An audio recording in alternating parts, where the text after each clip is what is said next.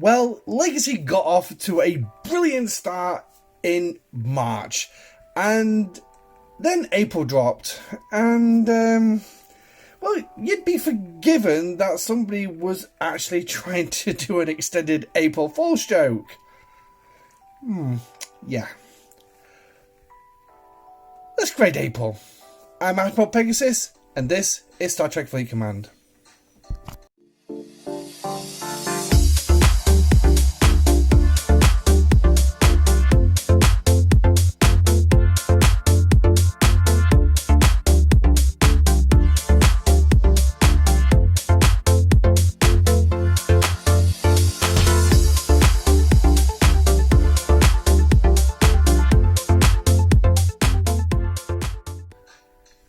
Hi guys, and welcome back to the channel. On today's show, we will be grading Legacy Part 2, and we'll be using the grading rubric as created by RevJuice and Archduke. So big shout out for them.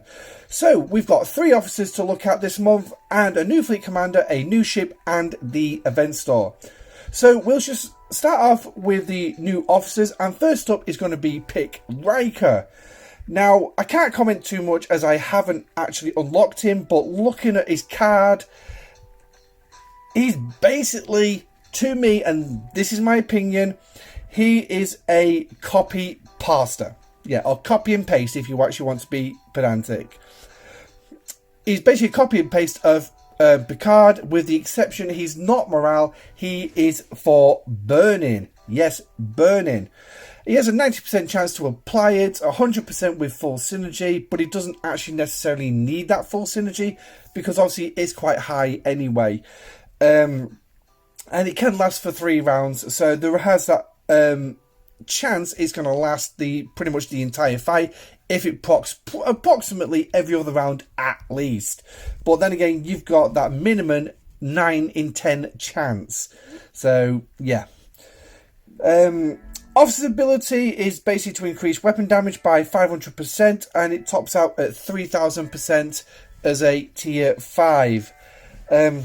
Yeah, like I say, I can't really say too much about him because I haven't got him. So we'll move quickly on to the next officer, who is Pick Worf, and guess what? Copy pasta. He's another one, but this time he is for hull breach, pretty much going down the exact same line. 90% chance to start hull breach for 3 rounds, and obviously topping out 100% with full synergy. Obviously put him on the bridge with Riker and Picard. Yeah, you get the general picture. Now the third officer we was given this year has got a bonus because he was a free-to-play source in the Picard case meta, so that's a good start. But he's a fictional character from Picard's past, and it is Dixon Hill. Now, he's a below-deck officer who's aimed specifically at mining and mining node defense. So, his below-deck ability... Is it his below-deck ability? I think so. Yeah, his below-deck ability is... to increase mining speed by 30%, starting off out of the box at tier 1 and tops out at tier 5 at 120%. Yes, I've got a script. Sorry, I literally couldn't remember what to write for this month, so I wrote it all down. So please forgive me. Now, Dixon Hill can be stuck on your bridge, and he will offer a shield mitigation reduction when defending a node. So basically, put him on the bridge of your ship, and you're going to be able to do a defense. It's similar to, Strike Team Una, I think it is, where she has that shield mitigation of 25% kicking out of the box. Well, he starts at a nice 5%. At tier 1, and it does go up to about 20% by tier 5, so not potentially that big, but the one thing is that shield mitigation, if you can last long enough against a G5 ship, you might be able to do just that, yeah. So, yeah. So grading for Dixon Hill, as well as Riker and Worf, but Dixon, like I said, it was sourced by the case events in the second week. 4 days worth. all 38 shards, but there was also, if you actually noticed, in the ticketed events as well, on the combat ticketed event, there was 1 shard, so there's a chance to get an extra 9 shards through the month as well. So, to me, that was actually pretty good. But again, is he useful? Hardcore miners, does that 30% really actually make any difference? I believe one avid miner actually told me no, but drop your comments in the section down below what you think if you're a hardcore miner and you've been using Dixon Hill. I've got him on my miners. I've noticed when I've been going to the G4 nodes, I'm losing about 7 minutes of my mining time. Yay. 7 minutes, but not an awful lot. But overnight, it makes no difference. So, for the hardcore miners, I'd probably say yes, he will make a little bit of difference. But again, my opinion. But for anyone else, to be perfectly honest, I'd probably say no, not really. So, for me, this month, the officers are literally going to be a C. Yes, we're going to give them a C. Riker and Worf are obviously PvP focused. I don't do a lot of that. Now, you may find some value in Worf and Riker if you actually got them. So, yeah. And obviously, we've not been given any sourcing for them. They are very niche officers. So, just be careful of that. I mean, Picard is obviously aimed at explorers.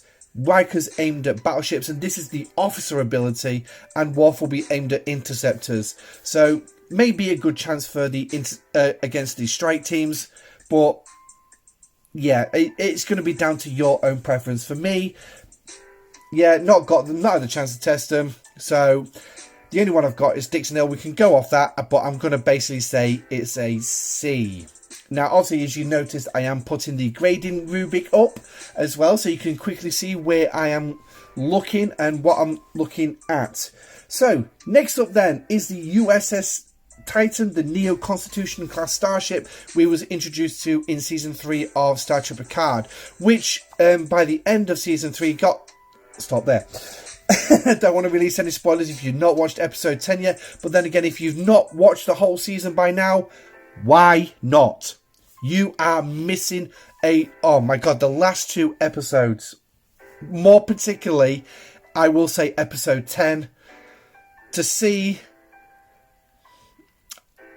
If you caught the trailers on YouTube, to see the Enterprise manoeuvring the way it was, really gave some life to the old girl, and I'm going to stop there. But yeah. But anyway... so, the Titan A was brought out with a new ability in the game called AOE, or for those of us who don't understand what that means, Area of Effect. Basically, she's a bigger version of the Cerritos, but instead of boosting one ship, she can actually boost all your ships that are in the same system, providing they are undocked. So if I got all these out and say that Stella over there was actually the Titan, using the ability, I would be able to boost all them. But again, it's also based on what your level of research. Yeah, so it is a light switch effect. The better your research, the better your buff is for your ships.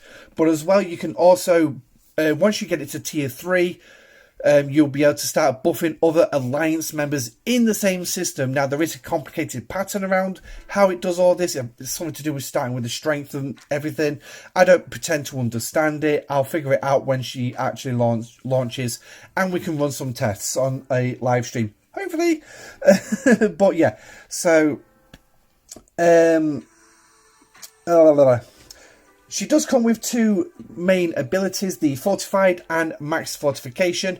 Yeah, the Fortified is pretty much your basic level, and the Max Fortification is the higher level, where you can start boosting other Alliance members as well as get that boost for some damage as well. Now, the Titan is I would say it's pretty much a niche kind of ship, but there are a couple of areas you can look at using it for. Ideally for like supporting armadas when you've got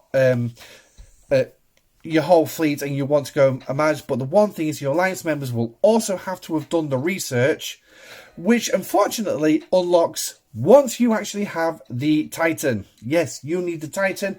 There are some dailies surrounding the Titan. A whole slew of different currencies and things like that. So, yeah.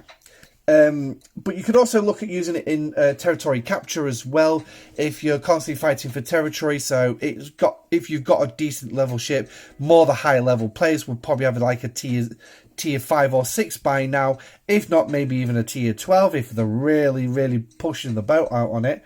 But yeah, as for using it as a combat ship, well, it's as much use as the Cerritos. It's pretty much made of paper mache, literally.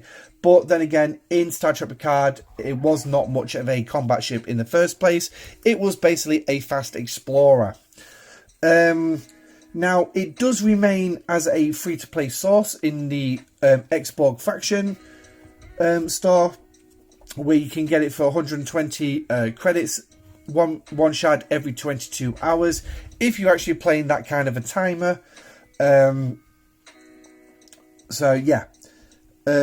I'm already at like 21 shards already. So, but alas, she's only going to be a C. Yeah, I'm sorry. It's pretty much a niche ship for me. I'm not convinced on it. I mean, I've got the Cerritos. That barely comes out the dock. The Defiant is pretty much not coming out the dock anymore because to use the support up, you don't get enough back to actually do much with it. So I'll see what the Titan will be like when I actually do get her. Roughly around about the 12th or 13th of July, she should be launching. So, next on the list is going to be features, and we have the 7 of 9 feature. Now, this one we will actually go into the command center of, rather than me just slapping up things on these images up on screen. So this is 7 of 9, and as you can see, she's got 3 different skills: combatant, fabricator, and scientist. And she, yeah, I've heard apparently she's not that good, really. But again, I've not got her. As you can see, I've not even got 1 shard of her, and that was another downside for this year, this month. There was not even a chance to just get a handful of shards of her. So she was completely paywalled. So pretty much like Locutus was when Locutus was launched. But we'll have a quick look at the skill trees. So like I said, we've got the 3 different skill trees. Combatant, starting off with some station attacking and defending. The Fabricator is got increasing oxygen mining and data mining to begin with. And Scientist is increased base cost efficiency on research for resources. So that's just basically kicking it off. And if we go around mid-level, increasing damage against Dominion Solar Marders, I don't think that could be too bad. What else we got? We've got the Exchanger Marders, again, pretty niche. So you'd have, sorry, not niche, you'd have to make sure these are selected, and that's against the Borg Solar Marders. Fabricator, we've got increasing the amount of quantum communicators awarded on a daily basis. Now, that would actually be a good bonus if we could actually get her, but obviously, yeah. If you do have her, please drop us in the comment section down below about how you felt about her. Increasing your cargo, maximum cargo for the Stellar. Woohoo! I could always use that little bit more cargo on the Stellar, to be honest, but hey-ho. And then Combatant Open Assault is increasing damage when attacking a player on a mining node. So basically, that shield mitigation drop that Dixon Hill could probably give you, she's probably just going to wipe out anyway by increasing your damage. A G5 ship, yeah, you've got absolutely no hope whatsoever. But anyway, and then increasing damage against assimilated players. Okay, that's an interesting one. I've not assimilated players. Okay. That raises a few eyebrows, if not at all. So, but anyway, 7 of 9 is brought in as your new feature. Oh, well, it's certainly not perfection, is it, this time round? And in fact, by any means of the stretch of the imagination, yeah. I'm sorry, again, this is going to be a C. I can see some potential in certain areas of this, but again, yeah. The commanders are sort of like fallen off the tree a little bit. I mean, yes, I've got Spock, I upgrade him. But given the fact I've not got Kirk yet, or hell no chance of Locutus, I can't really adequately say, give anything of Fleet Commanders any higher than the C, really. Because, yeah, I've just not got the experience, I've just not got the... Yeah, but anyway, it's Fleet Commanders, so... Now, what we're going to do is going to end off with the event calendar. It was pretty okay. I mean, as you can see up there at the top, we've got 20 hours, 34 minutes left at time of recording. So, yes, we are on the final day.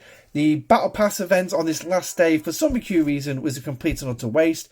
Because if you actually look at the overflow, well, we already completed that, and we completed that yesterday. Because there was a double Battle Pass event. Yay! Don't know what they thought there, but I think that was probably an error and they left it up. So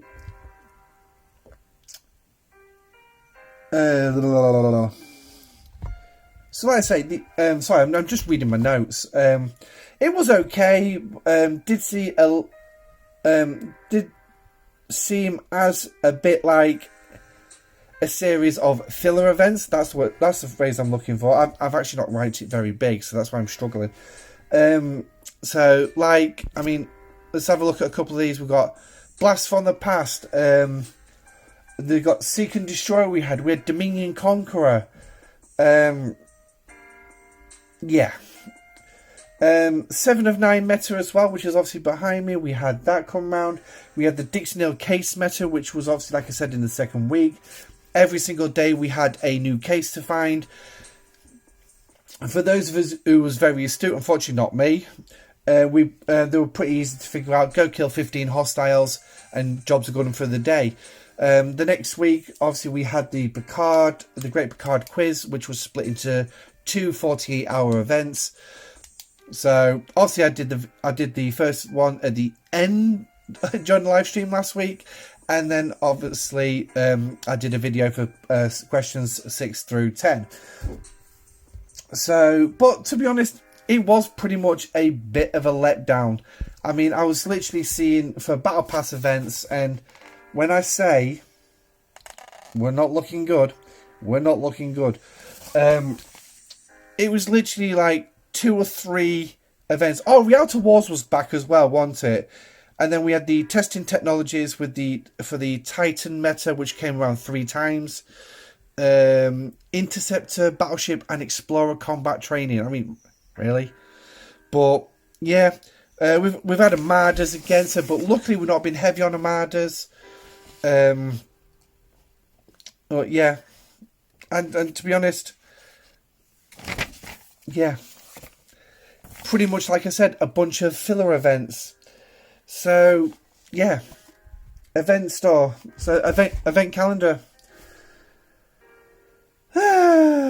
But yeah, we'll grade it in just a second, because next up we're going to have a quick look at the event store. So basically we had a couple of packs put in this month. I mean, we're looking at this one. Really? I mean, really? The first week we had Armadas. Last week we had a Borg one with Megacube directives and Borg Armada directives. Not solo, the original Borg Armadas. And some shards to officers. One's a minor and one you don't actually really use. But they've certainly not been worth that. They've certainly not been worth it. So it's a bit of a letdown. But we will discuss the event store more in tomorrow night's live stream. So there is that. Event store currency, I wrote down around about 450,000. Guess what?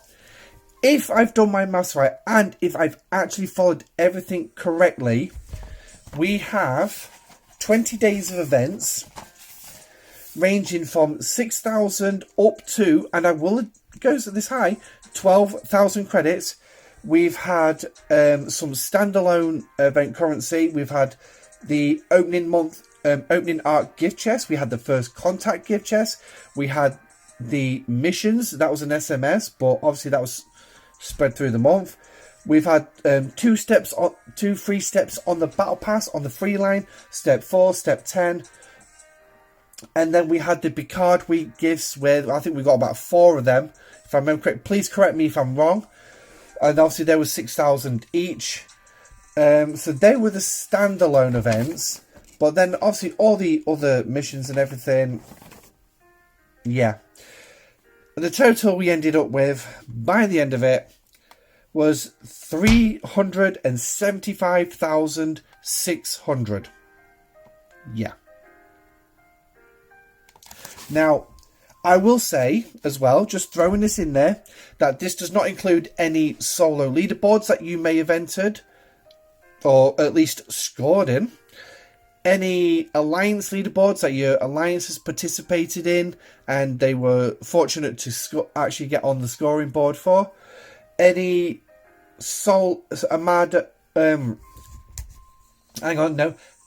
alliance milestones. We didn't have any of them this month.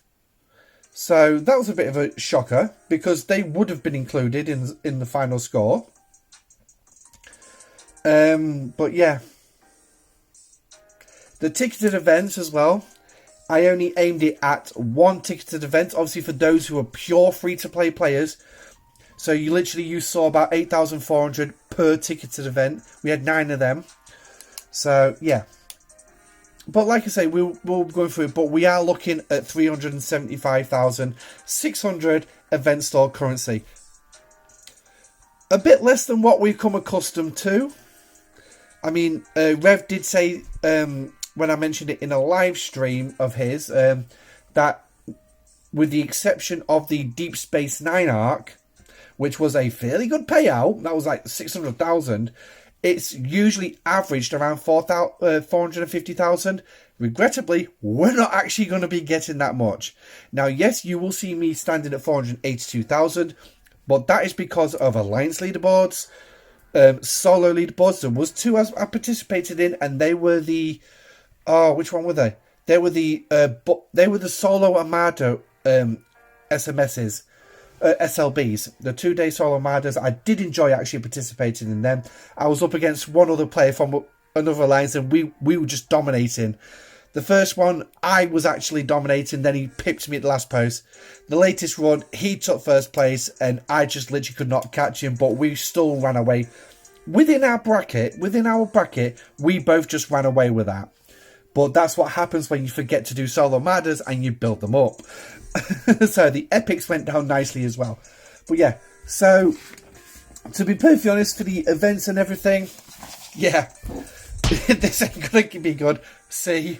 Yep, it's a C again. And I think we can see a pattern developing here this month. It's literally a CCC. I believe there was an old nurse rhyme about CC might... bummer now. For those who are very, very old, you may remember the old skipping rope... was it a skipping rope rhyme? It's something about CC my playmate, I cannot come play with you because I've got the flu, chickenpox and measles too. Fall down the drain pipe, or something like that. Yeah. I don't know. I mean, this was something that I used to sing as a wee toddler.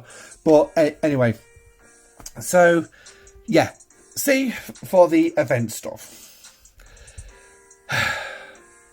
Miscellaneous communication. Yeah. Okay. Very lacking, but then wasn't exactly too much to communicate about this month. It was just some minor inconveniences for the players, like the usual event change lag. But to be honest, I didn't see an awful lot in communication from ops in official announcements. I don't know about Reddit and Facebook and all that because I don't really use them. that's just too much for me to keep track of, and when I've already got a busy, hectic life as it is. But I usually do look at the Discord every now and again. But can't say I've seen an awful lot. Yeah. C. We'll go with C. Alright, sparse communication, but like I said, there wasn't an awful lot to actually communicate. And, yeah. But that's it. That's all I can really say. So, what are we going to grade this month? Well, if you've not guessed it by now, you should have already. Yes, it's a C. It's going to be a C. Because, yeah, there's not much else what you can say. So, but anyway. So, the last bit of my script. Yeah. So, let me know if you agree with this or what you are grading the arc this month in the comments section down below. Also, don't forget that when Rev Juice releases his grading video, he will be having the he will have the link to the form that he's asking everyone to fill in every month, so we can pass it back to Scopely. Yeah, please get in there, get that link when he does actually post it. Go through it, grade it how you feel, tell Scopely the truth, what you really thought, and yeah, let's just. I mean, I'll be telling, in my opinion, I'll be telling Scopely, sorry, this month was a massive letdown. But anyway, yeah, we are live tomorrow night on Tuesday, which will be the 23rd of April. For those of you who are not quite sure, obviously, if you're watching this video after that point, sorry, the live stream's already been. But we will be discussing the difference between March and April. Yes, we will look at the difference between March and April. And we will also be looking at the event store. Now, you'll have noticed in the community channel here on YouTube, I have actually put a vote up about 2 items which ideally I see as the best to go for. So it's like, okay, so which one would you want to go for? Would it be Hue or will it be the assimilated Stellar skin? Don't drop that in the comments. Go over to that voting board. Put your vote in there. Put your comment on there for that one, because obviously when tomorrow night comes around, I will look at this and we'll go through the results of that as well. But anyway, that's it. I'm Admiral Pegasus. This is the Pegasus Show. Grading Legacy Part 2. A C. Stay safe, live long and prosper, and I shall catch you on the live stream. Bye for now.